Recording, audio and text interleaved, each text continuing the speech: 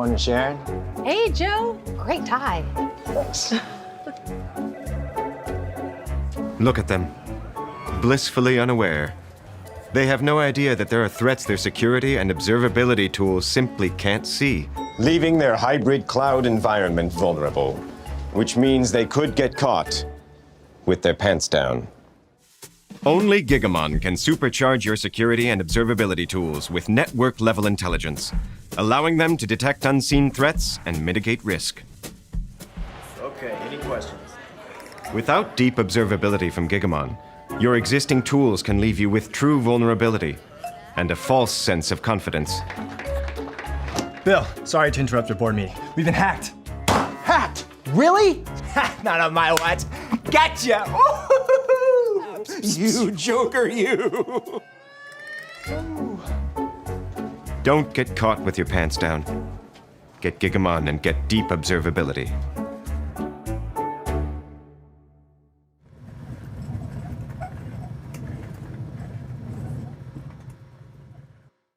Hi there. My name's Ian Farquhar. I'm Field CTO Global at Gigamon. Today I want to talk to you about the metaverse, and specifically trust and distrust in the metaverse.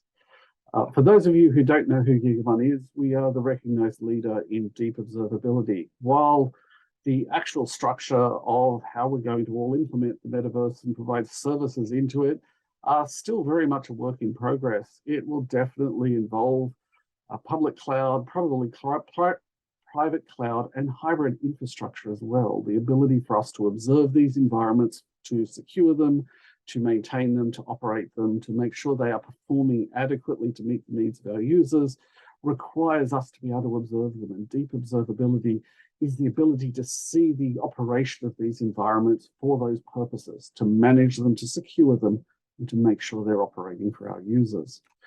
For those of you who don't know Gigamon, we've been around for about 20 years. We have 4,000 customers worldwide, including 7 of the 10 top global banks, 10 out of the 10 top US government agencies, 8 out of the top 10 healthcare providers, and 9 of the top 10 world service providers, mobile service providers worldwide. 83 of the top 100 Fortune 100 companies are Gigamon customers. So that's really the end of the advertisement part. I really want to talk today about trust. And this is a very interesting subject for me because I've been in security for about 30 years. And rather ironically, where I started my security career was doing research and development in VR. I worked at a research team at Macquarie University that was doing a lot of work around consumer delivery of data, of experiences, of movies, and of VR. We were actually looking at virtual reality experiences, albeit in a highly conceptual way back then. It was an interesting time, and from that research group, some of the earliest work of Wi-Fi came about. After that, I ended up working at SGI, or Silicon Graphics, which was an early pioneer in doing CGI and even early VR work, virtual surgery and so forth. So this is something I've been thinking about for an awful long time. And because I've been thinking about it for a long time, I'm going to take a slightly different approach. While we are going to talk about the technologies and the approaches, I think it really benefits us to talk about trust. I like to joke about the layer 8 problem, and I'm sure many of you have heard the joke, with 7 OSI layers, and the 8th is the user. I actually say there are 10. You've got the 7 network layers. You've got the 8th, which is the user, the 9th, which is the organization, and the 10th, which is the compliance and regulatory environment. The 8th is, in fact, one of the things that we as INFOSEC professionals sometimes disregard, sometimes write off as user education. Yes, we'll actually do that, but we often don't think enough about the way our users interact with the experiences, the environments, the facilities, the services we create. Now, when I look at the metaverse, I really like to think about how this will be different. well, how will this be different for us? How will the services we deploy, how will the way our businesses interact with the metaverse be different to how we've done INFOSEC over many, many years? And, I was reading in preparing this presentation, one of the things I looked out, as I like to, is how people define the metaverse. Was there some cool definition? I've read William Gibson's Cyberpunk. I remember actually meeting the guy in 1985. But, what is the definition of this? And there are two words in the definition that I found on Wikipedia that I really, really thought was fascinating. And those are the last two. The key difference of the metaverse is that we are going to be mediating social connections. Now, in the traditional internet, social networking, we've been doing that for years, but there is going to be a fundamental difference in the way we interact and do social connections in the metaverse. And I think that's the key to my talk today. Once I realized that we need to actually understand something about the way we perceive the world and the way we evaluate trust, they will actually lead us to the technical solutions we need to deploy, because the challenges we are going to face really are challenges of human nature. They're challenges of psychology, they're challenges of sociology. The technology is going to be subordinate to that. If we come and apply technological solutions to our layer 8 problem without addressing the fundamental characteristics of layer 8, it just won't work. And so I wanted to start my talk today by talking about trust, and not about trust in the technical sense. And, I'm Gigamon's zero trust expert. I talk about trust a lot in technical terms. But what I want to talk about it is in psychological and neurological and developmental terms. And it's not work that I'm unfamiliar with, because I often talk to groups of people, get invited as an INFOSEC professional to talk to them about this. But what I've done here is to go a little bit further than I normally go, to talk about how we perceive trust as human beings and why it will be different in the metaverse. So let's begin. What is trust? Well, it's actually a psychological mechanism. Now, we are all INFOSEC or IT professionals listening to this, so we know that what are cognitive structures are. We often deal with cognitive biases when we're dealing with humans. This is a cognitive structure. And we know that risk, it's something we manage. Probability plus impact, it's business school 101, right? But it actually still applies when we're dealing with it in terms of psychology. Trust is the mechanism we use to assess probability. We decide whether we're willing to take a potential impact on the basis of the likelihood of that impact being experienced. Risk management 101. We do this psychologically.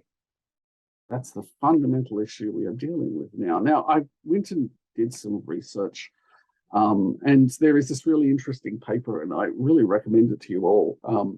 Not so different after all, a cross-discipline view of trust.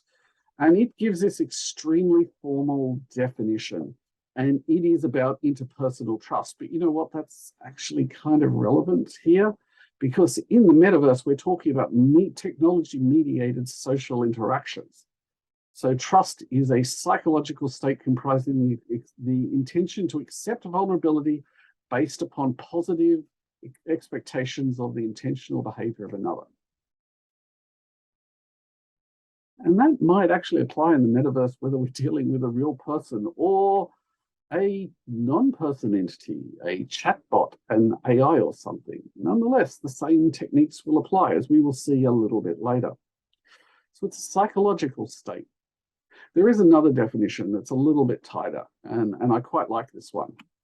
This comes from the Cambridge Dictionary. To believe that someone is good and honest and will not harm you, or that something is safe and reliable. Both of them equally work. And as human beings, we are going to be doing this. We do this all the time. In fact, we kind of understand the brain structures that do this. The brain structure that does this is called the dorsomedial prefrontal cortex, the blue bit.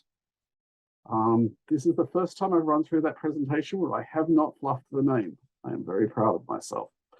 The dorsomedial prefrontal cortex is a very interesting brain structure. It is essentially a switching gate, or at least as an engineer, I would describe it. It takes a whole bunch of cognitive processes, a whole bunch of assessment processes that run, it mediates them through to a bunch of action processes. I like to think, one of the things I've learned as I've got older is to listen to my gut feeling about trust. We all have gut feelings about trust. And as an individual, I've often ignored that. And it's often been to my peril as well. I've regretted doing that. That's almost certainly some process, some subconscious trust assessment process that is indicating disquiet that I shouldn't be doing something. Now, there are a ton of these processes involved, and we don't understand the majority of them. I am not a neurologist. I would defer to them. I've read a lot of material about this, but nonetheless, the dorsomedial prefrontal cortex is to take all of these processes that assess trustworthiness, trustability, and turn it into mediating our actions. So, of course, trust lives there. It's basically the trust assessment part of our brain. It's a very interesting structure. And by the way, kind of horrifying if it's damaged by a bleed, by injury or something. It results in a very dysfunctional person. Now, it has been something that's been developing over the years. And, here's all our ancestors leading up to that, and they definitely assess trust. In fact, non-humans, non-primates use trust all the time as well. I have a really bizarre story about something I noticed many, many years ago. Birds can assess trustability. Birds can make trust-based decisions. They do make risk-based decisions. This is reasonably well documented. One of the things I observed, I used to travel via train into town, and there are a whole bunch of pigeons that lived near the office I used to work with. I noticed the pigeons were never, ever bothered by a human that was looking at their smartphone. But as soon as that person looked away from the smartphone, they would give them a much wider berth. I found that absolutely fascinating, and it was a definite effect. The pigeons realized that human beings were distracted by these weird things in their hands. Therefore, they posed less of a risk. Pigeon's not a smart creature. It's not particularly dumb either, but it was doing a risk analysis. It was figuring it could trust a human staring at a smartphone to be more distracted and therefore less of a risk than a human that was focusing on them. We all do it. Most animals do it at various levels of skill. But here's the interesting thing about humans. Here's the interesting thing about people. Our ability to assess trustability, our ability to even assess risk, seems to be highly situational. And that's really relevant if we're talking about the metaverse. I think it was the CISO of PayPal at one of the RSA conferences who actually said a line that has stuck with me to this day. Every new environment turns us into children. That's kind of a confronting line. But his point was that when we change environments, when we radically change environments, our risk assessment tends to fail. We tend to become childlike. We tend to become over-trusting. And that's a problem. And we can actually see this in action. Take, for example, this. Every one of us, I very much doubt there's anyone listening to this who has not received one of the Nigerian print scans. Now, if you were approached in the street, a familiar environment, human face-to-face social interaction is an extremely familiar environment for every human being alive today. And somebody says, I've got $20 million. If you'll help me transfer it, I'll give you 10% of that $2 million. Will you do that for me? Most of us would know that it's a scam. Our risk sense would come into play. We'd realize we can't trust this individual and we'd walk away. But this scam's been working for years. In fact, it's still active. 30 years into the internet. I mean, these things have been flying around for years. Again, in a familiar environment, rather than rejecting this as clearly and obviously absurd, people fall for it. There's an example of an unfamiliar environment turning us into children. It's a problem, particularly when what we are proposing, what the whole metaverse is around, is a radical new environment that's unlike anything anyone has ever seen before. That fundamentally is a problem, isn't it? We are going to be putting our users into environments where they are going to be turned into children. Let's dig into that a little bit more. This is Inslee. Inslee's an avatar. As a human being, if I was facing a real person like Inslee, I'd be able to make some assumptions. I'd see that she was female. I'd see that she was probably in her early 20s. I'd be able to assess my trustability with her using a whole bunch of mechanisms that mediate into my dorsomedial prefrontal cortex. Yeah, I fluffed it. But nonetheless, I'd be able to assess her mood, her environment, how she was acting, whether she seemed nervous, her emotional state. In a real human interaction, I'd have all of these clues. Now, of course, Inslee is an avatar, and I generated her to do this presentation. And while she is a highly realistic avatar, and even though I have an NVIDIA 3090 here, we're not quite yet at that stage of realism. It takes about 20 seconds to render her into the state you see here. And nonetheless, Inslee is actually being sold, as you can see, for interactive use. The company that sells Inslee, and this is no criticism of DAZ3D at all, sees Inslee as an avatar that will be used in virtual reality environments. That's why they're selling interactive licenses for games and so forth. We're going to lack so much of that context.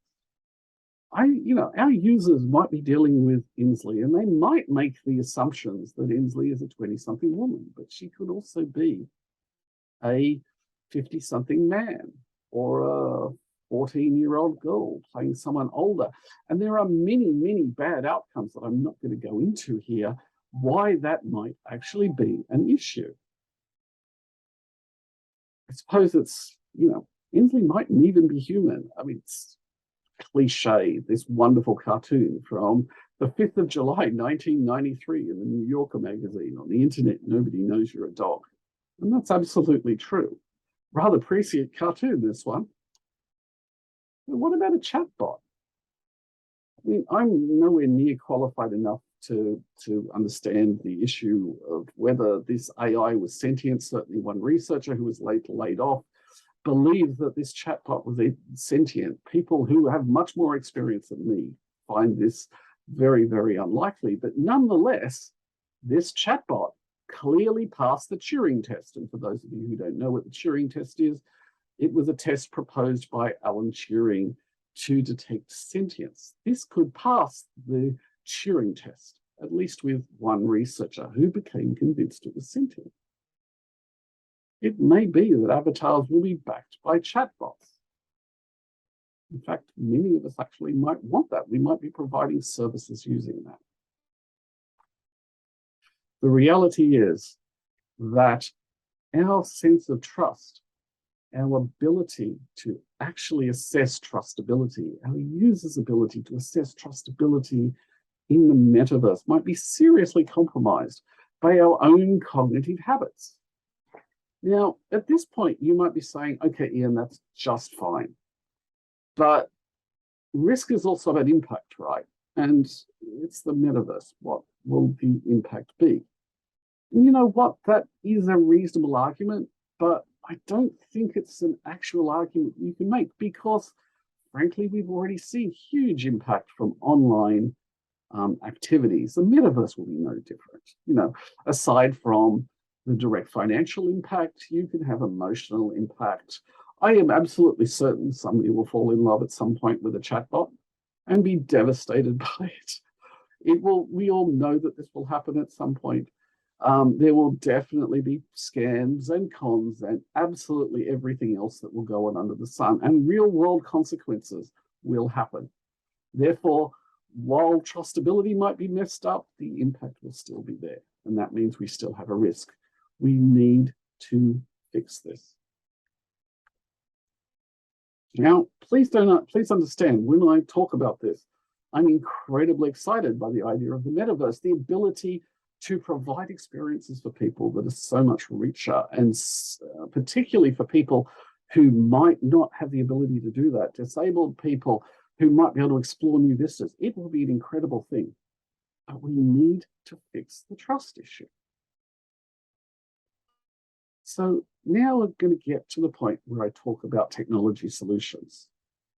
Let's just summarize what we know so far, because I think we're in a pretty good position to actually look at this, to talk about the technology now, and to assess the problem. The fundamental problem is we are going to be dealing with users whose ability to assess trust doesn't work well and won't for quite some time in the metaverse environments that we provide them. How can we help them? Well, we acknowledge that it will enable new forms of human interaction. We acknowledge that many of the cognitive capabilities we use to assess trust will be challenged or disrupted by the metaverse.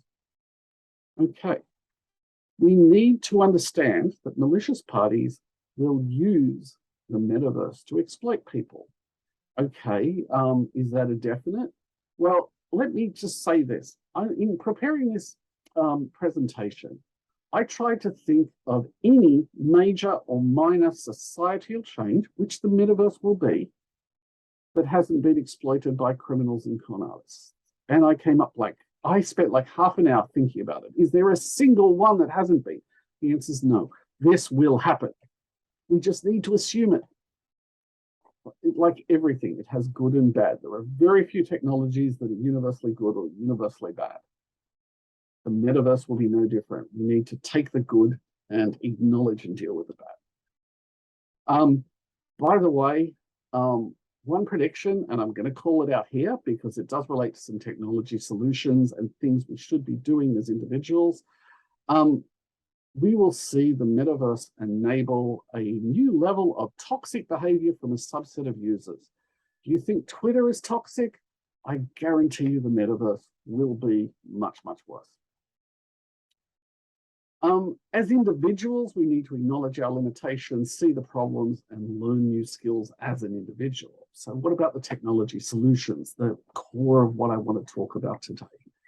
So I've set the scene. Let's talk about what we can do. Let's talk about ways of de-risking the metaverse, of giving people positive experiences of it and enabling the good without enabling the bad.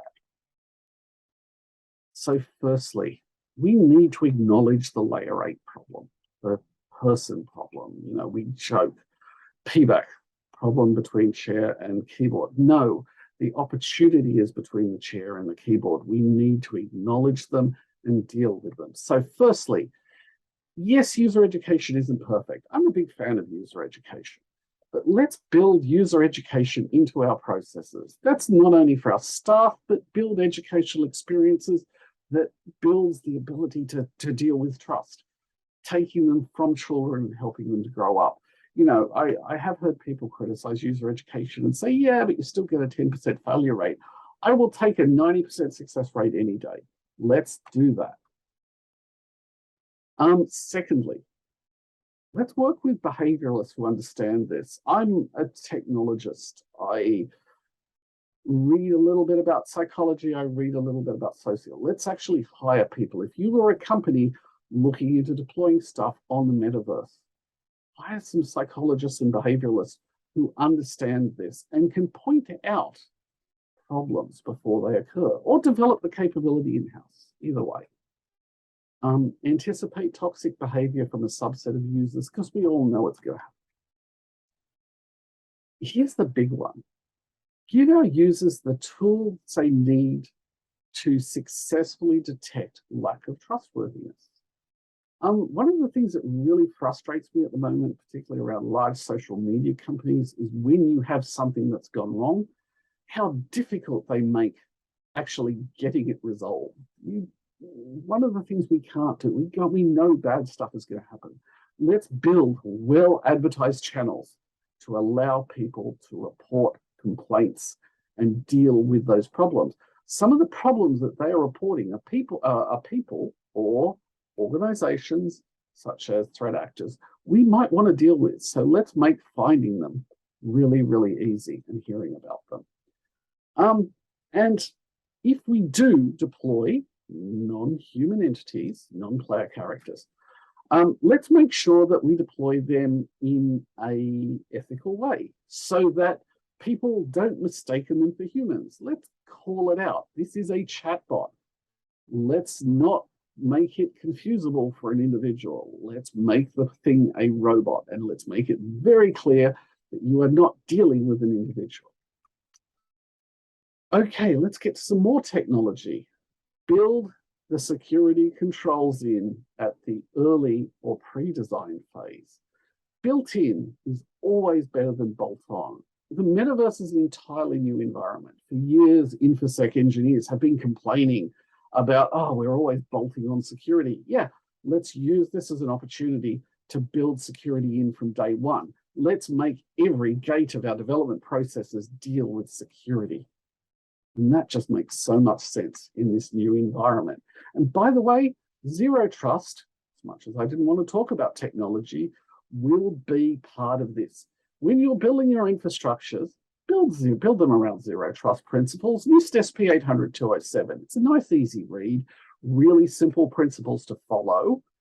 Let's, as we build this new infrastructure, build it around a zero trust architecture. To me, it makes perfect sense.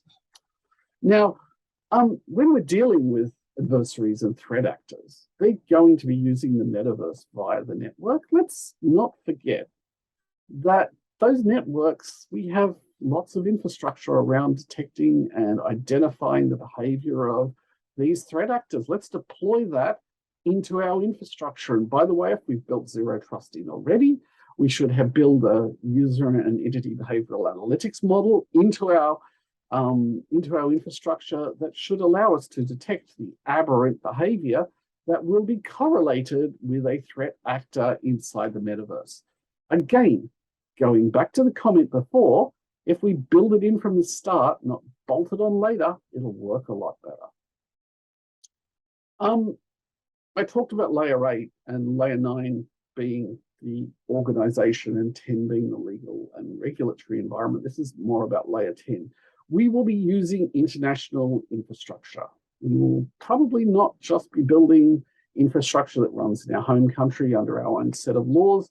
Let's really acknowledge the business, cultural, and legal differences that using that infrastructure enables, and again, building it from the start to address those. And don't disregard 30 plus years of INFOSEC practice because it's the metaverse.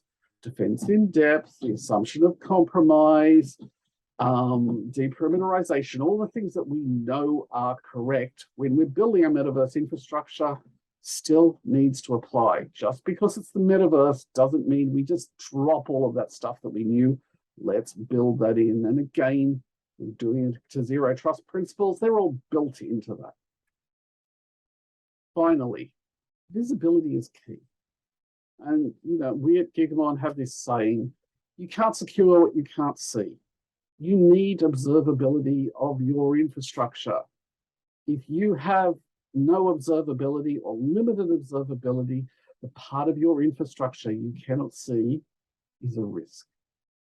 Build observability and deep observability into the infrastructure so you can monitor it and do all of the things I've described here and set yourself up for success. And with that, I'm going to call it quits. Thank you very much. I know this has probably been, for some of you, an unusual way of dealing with the problem, but I think it's warranted. The metaverse is a social construct. It's less about technology and more about the social and human factors. So let's start there. Rather than taking technology and mapping it to human interaction, let's take human interaction and choose the best technology to manage it. That's really the core of what I wanted to say today. I hope this has been useful, and thank you very much for your time and attention. Bye-bye.